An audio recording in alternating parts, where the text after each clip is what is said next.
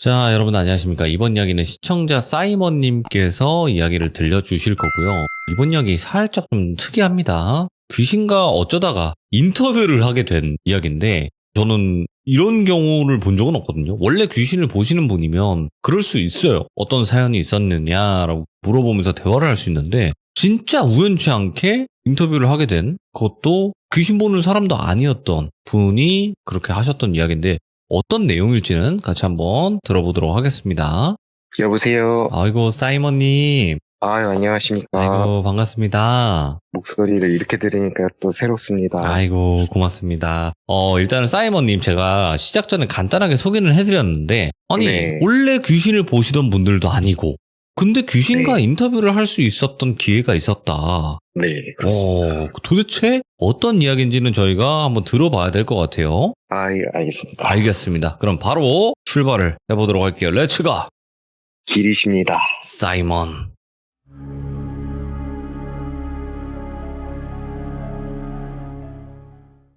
시들무식으로 자기소개를 하면요. 네. 말씀하신 대로 저는 영안이 없고요. 이야기 중에 등장할 친구도 영안이 없습니다. 때는 제가 00학번인데 대학생 때 겪은 일이고요. 군대 가기 전이니까 한 06년도 여름쯤 될 겁니다. 그러니까 저희가 이제 공대생으로 재학 중이었기 때문에 저희는 원래 뭐 귀신이라든가 이렇게 비이성적인 거에 대해서는 일부러 더 멀리 하려고 했던 그런 성향을 갖고 있었던 학생이었죠. 근데 공대생분들이 그렇게 생각하는 게 네. 이제 과학적으로 다가가기 때문에 좀 그런 건가요? 그렇죠. 아무래도 눈에 보이고 검증 가능한 것들을 좀 믿으려고 하다 보니까 비과학적이라고 하는 거는 의도적으로 좀 피하게 되고 좀 멀리하게 되는 약간 그런 성향들이 조금 있었던 것 같고, 새내기였으니까 그런 공대생 마인드를 더 가져야 된다라는 그런 자아도취에 더 취해 있었던 철없던 시절이었죠. 그때 당시에 저는 통학을 했던 학생이었고, 네. 집에 이제 맨날 들어가는 거라 시험 전날 같은 경우에는 시험 공부한다라는 핑계를 댈 수 있으니까 오히려 더 즐겁게 놀 수 있는 그런 기간이었어요. 그래서 그날도 시험 전날이라 친구와 밤새 공부하고 시험 보고 들어갈 겁니다 라고 집에 통보를 해놓은 상태였어요. 지금 대학생들이야 공부를 굉장히 열심히 하고 커리어를 굉장히 잘 관리를 하지만 저 때 당시에는 다 같이 놀자 분위기였어요. 군대 가기 전에는 많이 놀아야 된다라는 그런 분위기여가지고 내가 공부를 열심히 한다기보다는 술로 이 친구들을 보내가지고 저 친구 하나만큼은 제낀다 뭐 이런 마인드로 친구와 밤새 술을 또 먹죠. 그리고 어느 정도 이제 술에 취해가지고 친구 방으로 이동해가지고 잠깐 눈을 붙이기로 하고 잠들기 시작했습니다. 지금과 같은 여름 방학을 앞둔 그런 마지막 시험 기간이었는데 이렇게 자다가 쌀쌀한 한기를 좀 느껴가지고 제가 잠을 깨게 되죠. 그래서 지금 추운데 내가 에어컨을 틀고 잤는가 싶어가지고 에어컨 소리가 나나 이렇게 소리를 좀 들어왔는데 에어컨이 켜있는 건 아니었고요. 그래서 더듬거리면서 이불을 찾게 되죠. 근데 도저히 이불이 안 느껴져가지고 눈을 떠가지고 이렇게 보니까 친구가 이불을 온몸에 감싸고 눈을 뜨고 멍하니 있는 거예요. 그래서 제가 그 친구를 보고 안 자냐 이렇게 물어보게 됩니다. 그랬더니 이제 그 친구가 저 여자 자면 자려고 이렇게 대답을 하는 거예요. 오, 뭐야? 그래서 이제 친구가 이렇게 멍하니 응시하는 것을 보니까 거기에는 뭐 아무것도 없어요. 그래서 좀 소름이 돋았는데 술 기운도 있고 해서 다시 잠을 좀 청하려고 하죠. 근데 이런 생뚱맞은 소리들 들으니까 잠이 다시 올 리가 없고 장흥둥 만흥둥 하다가 날이 밝게 되었습니다. 그래서 아침에 시험을 보러 가는 길에 매너상 친구한테 이 말은 하지 않았었어요.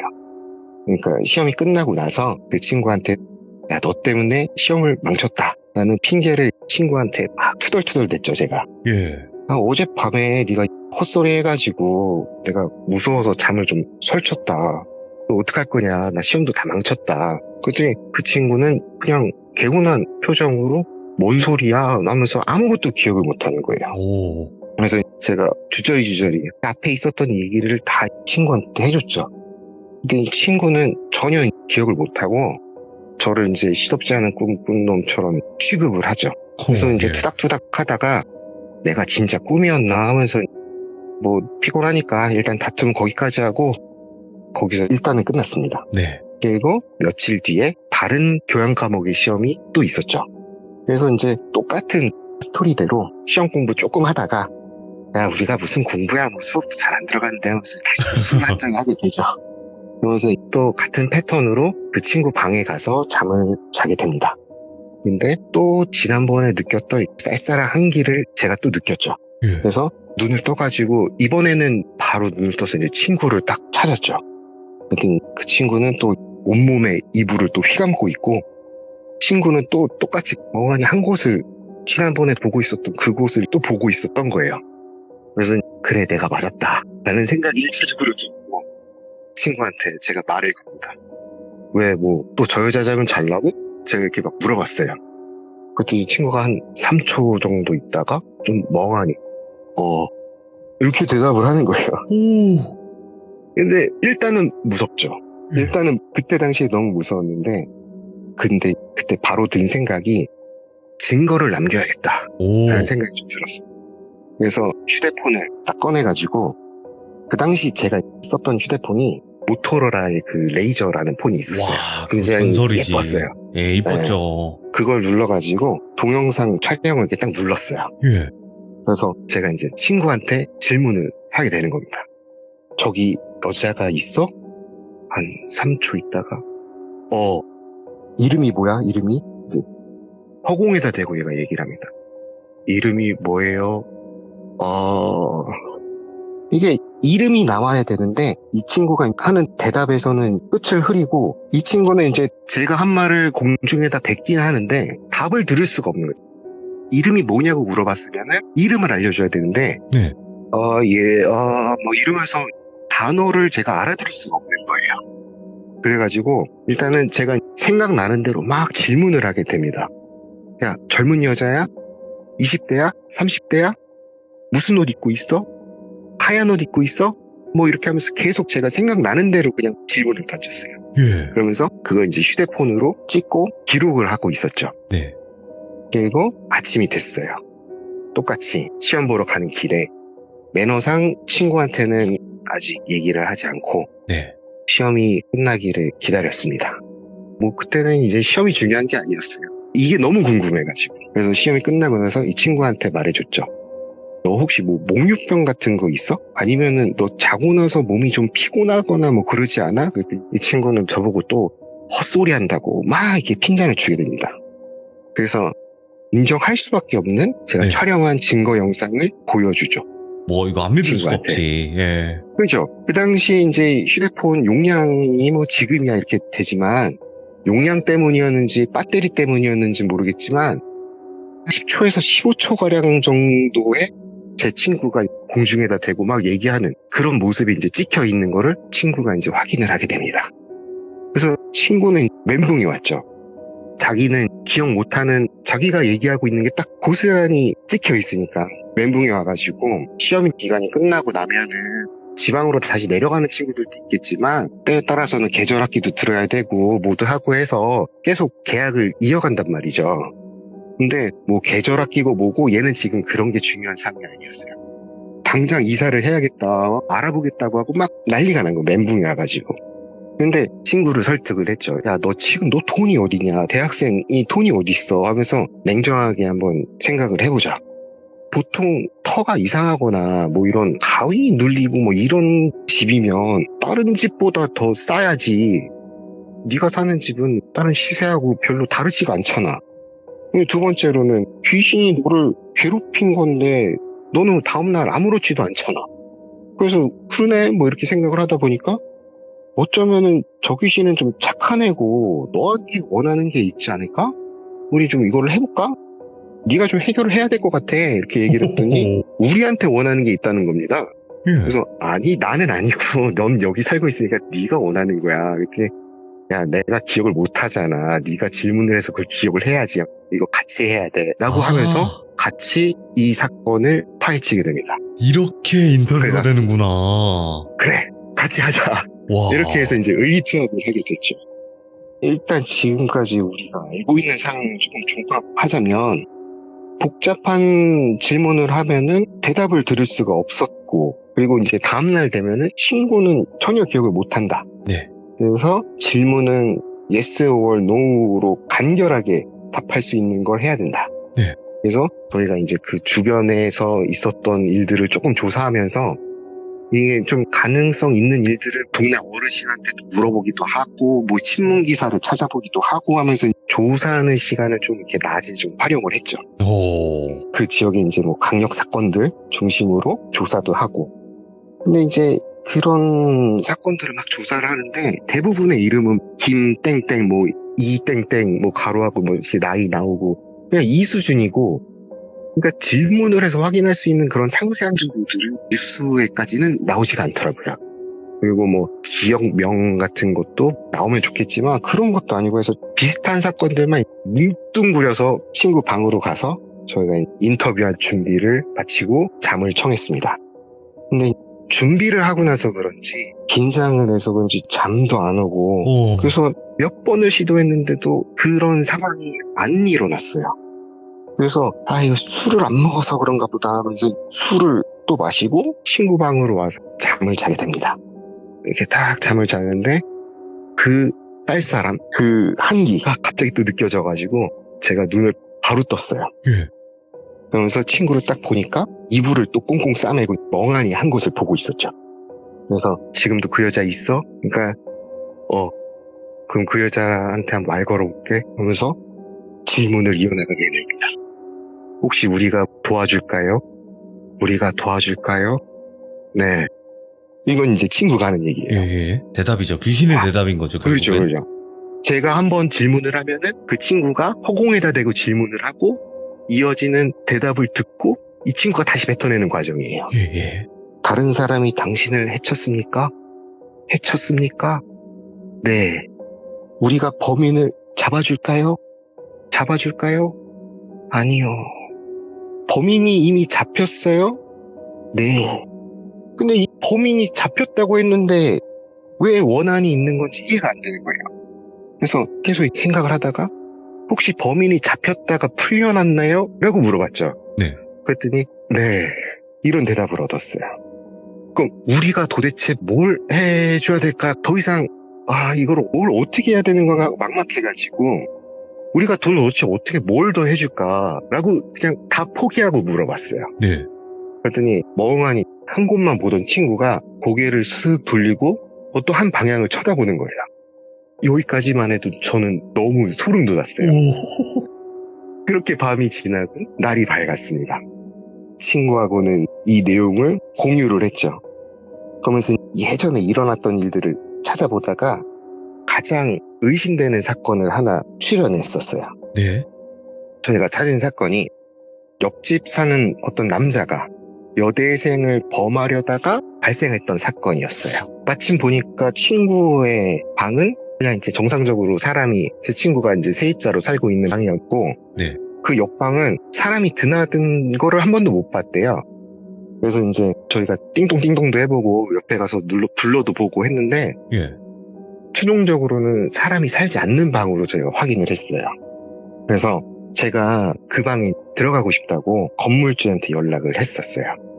근데 진짜로 그 방에 들어갈 마음은 없었고 그 방을 한번 조사해보고 싶었어요.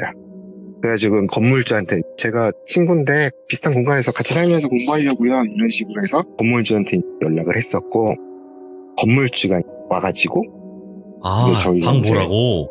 네, 그래서 이제 그 방을 열어주고 저희가 그 방을 들어가서 이렇게 쭉 둘러봤습니다. 예.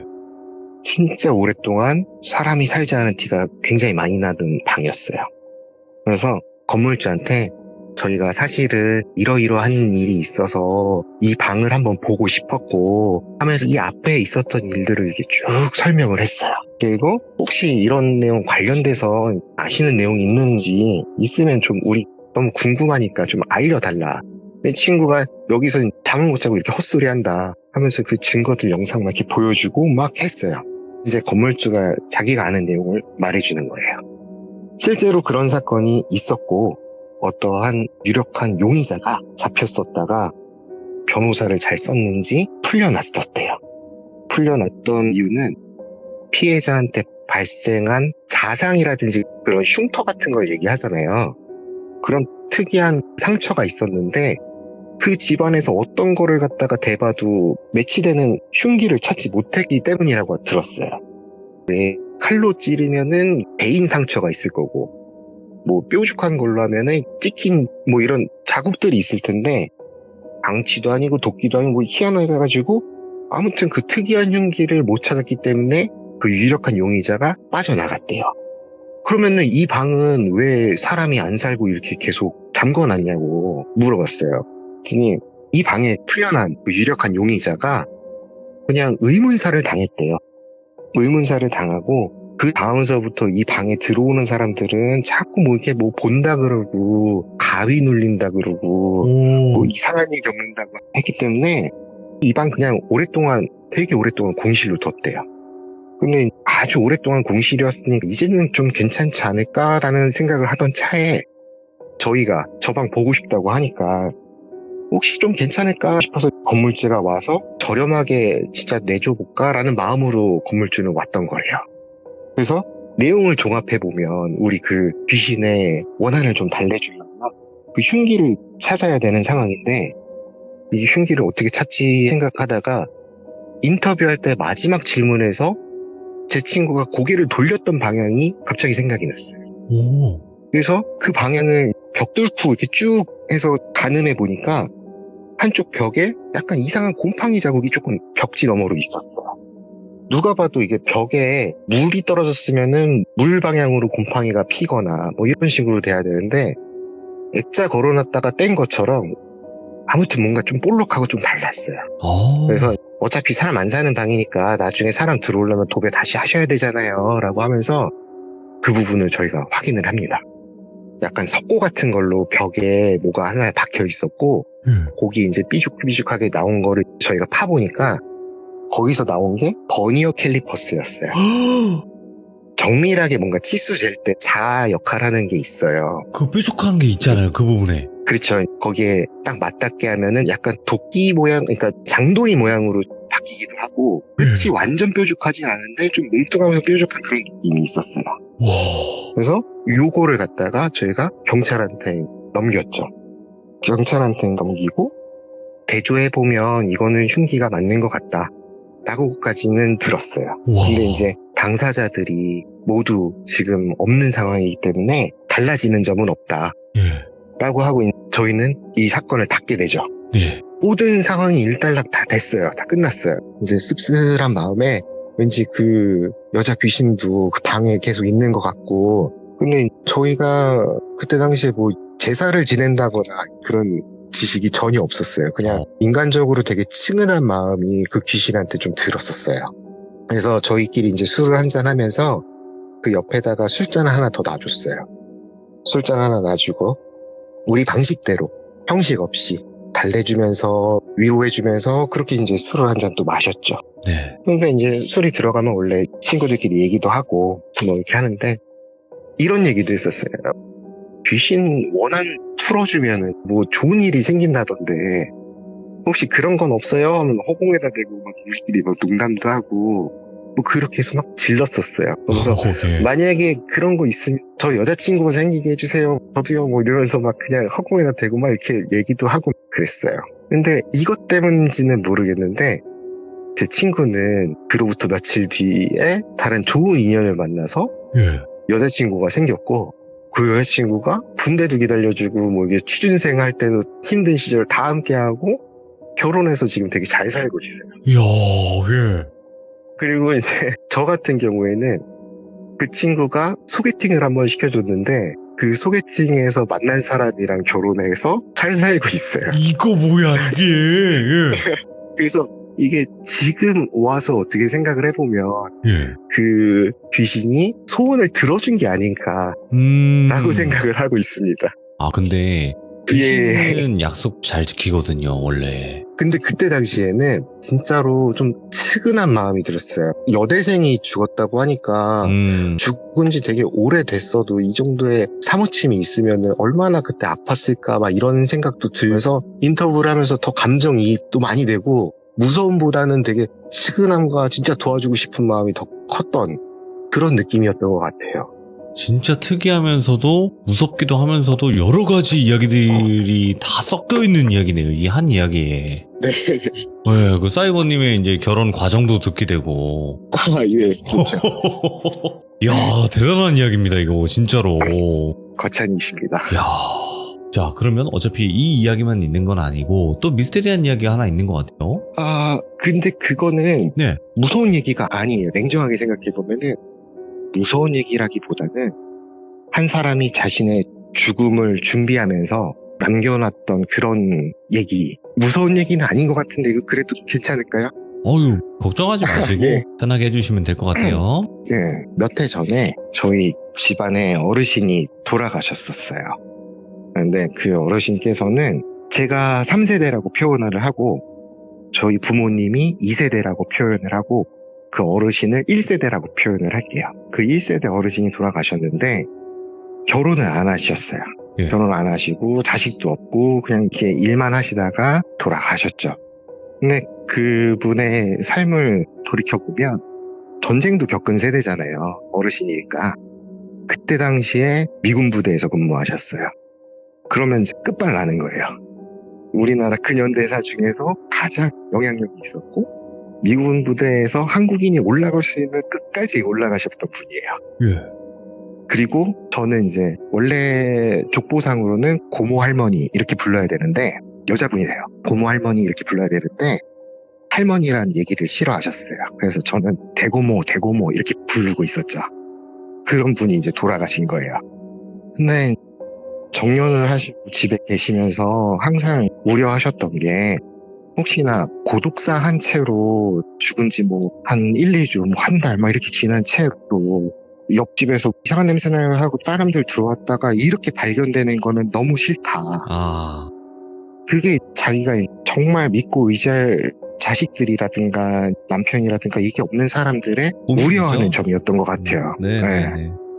그래가지고 항상 그거를 좀 걱정하시고 우려하시고 했다고 저희 엄마가 주기적으로 반찬도 넣어드리고 병원도 주기적으로 데려다 진료도 같이 하고 뭐 주말에는 저희 이모가 가가지고 같이 점심도 먹고 주기적으로 한 일주일에 2, 3일씩은 볼 수 있도록 하다가 위독함을 느끼고 병원까지 가가지고 연명치료까지 그러니까 받을 수 있는 치료는 다 받고 돌아가셨어요. 결국에는. 그러니까 가장 우려하셨던 거는 피하신 거죠. 그래서 저희 이모가 쓰시던 휴대폰에다가 단체 문자로 돌아가셨습니다라는 부고 메시지를 보내게 됐죠. 근데 그러고 나서 이제 한 분이 찾아오시고 또 다른 분이 또 오시고 근데 3일장을 하는데 3일장 내내 자리를 지키신 분이 한 분 계세요. 근데 이게 자기 부모도 3일장을 지키려는 거는 좀 힘든 일이잖아요. 네. 근데 이제 저희 엄마랑 이모 입장에서는 3일장을 치르다 보니까 체력적으로 너무 힘든 상태에서 자꾸 3일 내내 오시는 그 손님이 자꾸 감나라 배나라 뭐 이런 식으로 참견을 하시니까 그거 들어드리는 것도 너무 힘들었던 거예요. 그러면서 계속 하시는 말씀이 이게 고인의 뜻이었는데 나중에 자기가 가고 나면 꼭 이렇게 해달라라는 얘기를 계속 저희 엄마하고 이모한테 하셨던 거예요. 네. 근데 저희 엄마는 좀 성격이 있으세요. 그래서 이모 보고 네가 가서 해 하면서 떠넘기고 이모는 동생이니까 가가지고 이제 그거를 챙기게 돼요. 뭘 챙기냐면 고인이 가시는 길에 꼭 쓰시던 십자가, 쓰시던 성경책, 미사포 이런 것들을 어디에다가 뒀는데 그거 둔 거를 갖다가 같이 묻어달라 했었다. 요 내용이었어요. 그래서 이제 3일장 내내 오셨던 분은 미사포는 어디에 있고 십자가는 어디에 있고 성경책은 어디에 있다라고 이제 계속 말씀을 하시는 거예요. 네. 그래서 장례를 치르는 귀찮은 와중에 귀찮다 이러면서 고인의 마지막 뜻이라니까 하면서 그걸 챙기러 저희 이모가 갔어요. 예. 갔는데 말했던 십자가 위치에 가니까 거기에 현금이 이만큼 미사포 있는 데로 가니까 거기에는 뭐 다른 금이 이만큼 또 이제 성경책 있는 데로 가니까 거기에는 편지가 있었어요. 예. 집안 어른께서 이제 돌아가시기 전에는 약간의 치매기도 있었거든요. 네. 근데 그 편지는 아마도 정신이 말짱할 때 미리 적어 두시고 좀 준비를 해 두셨던 것 같아요. 예. 편지의 내용을 대충 얘기하자면 아마 이 편지를 발견하는 사람은 저희 엄마나 이모가 되겠지. 너희들은 그동안 참 고생했어. 이렇게 쭉 얘기를 해주셨어요. 예. 근데 그러면서 나는 이제 내 친구하고 약속을 해놨고 그 3일장 내내 와서 이제 고인의 뜻이라고 얘기했던 그분께서는 저희 집안 어른의 친구분이셨고 같은 직장, 같은 종교, 그리고 두 분 다 결혼을 안 하셨었대요. 그리고 이제 서로의 죽음을 준비하는 과정에서 서로 이제 의지를 하고 얘기도 하고 건강도 서로 챙겨주고 이런 동무였던 거죠. 그분이 이렇게 얘기를 해줬어. 니네가 여기 와서 이걸 찾았겠지. 그러면서 내가 너희들한테 미안한 게 있다. 원래 재산이 어느 정도 있는데 이거를 상속을 좀 이렇게 정리를 해주고 갔었어야 되는데 내가 그러기에는 좀 정신이 없을 것 같다. 근데 그 마음도 이해가 가는 게 재산이 없는 분이 아니셨어요. 재산이 없는 분이 아니셨는데 원래 처자식이 없으면은 1세대 형제들한테 그게 넘어가요. 상속권이 넘어가요.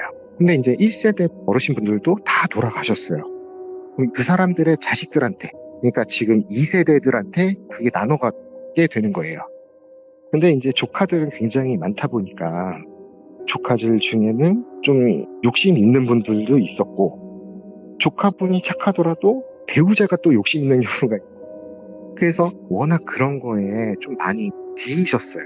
네. 좀 이렇게 좀 챙겨주는 척 하면서 왔다가 결국에는 이런 걸 노렸구나 하면서 상처도 받으시고 그러면서 아예 이제 정리를 안 하시고 가시면서 뭐 예를 들어서 집이라든가 뭐 증권이라든가 예금이라든가 이런 것들은 다 그냥 서류를 떼면 나오는 것들이니까 그런 것들은 나눠 가질 수밖에 없어요. 네. 근데 이제 알짜들은 따로 그냥 거기에 두셨어요. 그래서 자기를 진심으로 챙기는 사람이 있다면은 이 위치를 말해달라라고 자기 친구한테 당신의 죽음을 준비하시면서 이렇게 얘기를 해놨었고 그거를 그냥 조카된 도리를 따랐던 저희 엄마하고 이모는 이제 그거를 발견을 하고 뭐 친척들이 다 사이가 좋을 순 없잖아요. 그래서 그렇게까지는 공개 안 한 상태에서 적절하게 이렇게 해서 그 일이 마무리되었죠. 야, 근데 진짜 이렇게까지도 준비를 하셨네, 보니까.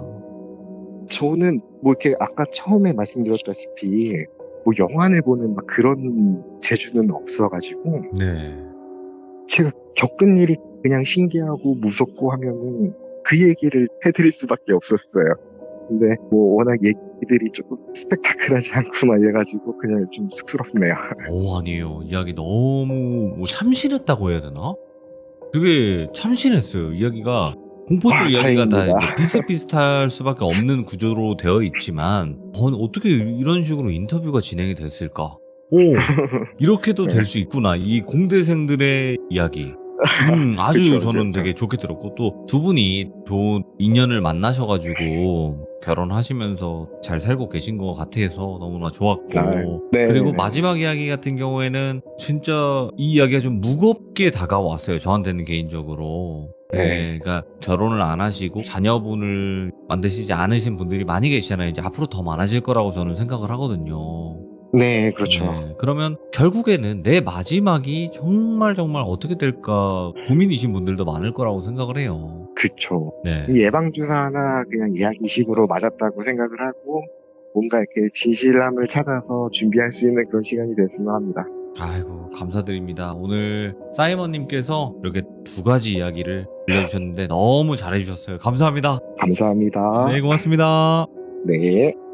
야, 그래도 첫 번째 이야기로 그렇게 귀신과 인터뷰를 해서 결국에는 그 방까지 가게 되었고 그 방 안에서 범행 도구를 발견하게 되기까지도 와, 이거는 쉬운 그런 일은 아니었어요. 일반적으로 무당도 아니시고 무당도 안 꼈잖아요. 이번에 이야기에서는 그냥 귀신을 원래 보시고 느끼시는 분들도 아닌데 그 집에서 그렇게 겪었다는 것 자체가 진짜 그 여자 귀신의 한이 강했던 게 아닐까 이런 생각이 듭니다. 시청해주신 모든 분들 항상 건강하시길 바라겠습니다. 감사합니다.